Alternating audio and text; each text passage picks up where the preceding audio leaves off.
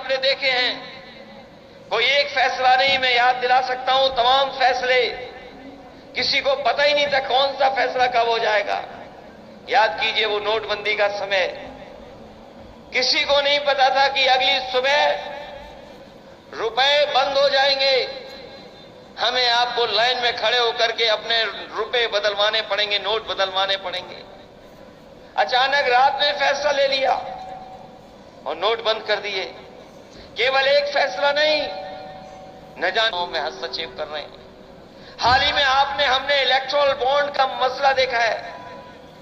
Electoral bond ने Bharatiya Janata party का band बजा दिया है। कोई कल्पना नहीं कर सकता था कि राजनीति में पॉलिटिकल पार्टी इतना चंदा वसूल कर सकते हैं। हम और आप जानते हैं, चुनाव होते हैं, कार्यक्रम होते हैं, तो अपनी इच्छा से लोग चंदा देते हैं, अपनी हैसियत के हिसाब से मदद करते हैं। लेकिन भारतीय जनता पार्टी का आपने देखा, इलेक्टोरल बॉन्ड से बताओ कितना चंदा वसूला इन्होंने। आपको सूची पता लगी होगी, 1000 करोड़, किसी से 400 करोड़, किसी से 300 करोड़, किसी से 200 करोड़। और जिस कंपनी से हमें और आपको वैक्सीन लगवा रहे थे, बताओ उस कंपनी से भी इन्होंने चंदा वसूल लिया कि नहीं वसूल लिया। वैसे वैक्सीन हमने नहीं लगवाई है, जिन्होंने वैक्सीन लगवाई होगी उनका भी चंदा बीजेपी के पास पहुंच गया। बताओ वैक्सीन वालों से चंदा ले लिया कि नहीं ले लिया।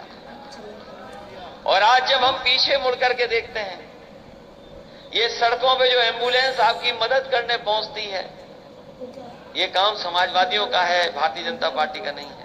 दिखाने का काम करेंगे और ये सुनिश्चित होगा कि आप वोट डाल के ही वापस आएंगे।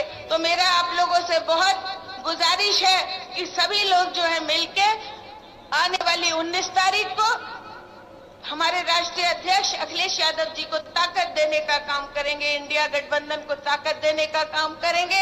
हाथ उठा के बताओ कि क्या राष्ट्रीय अध्यक्ष जी को मुतमईन कर दो, यकीन दिला दो, भरोसा दिला दो कि आप सब लोग, हिंदू, मुस्लिम, सिख, ईसाई और हमारे दलित भाई सब मिलके इस बार भारतीय जनता पार्टी का तंबू उखाड़ने का काम करेंगे, भारतीय जनता पार्टी को हराने का काम करेंगे।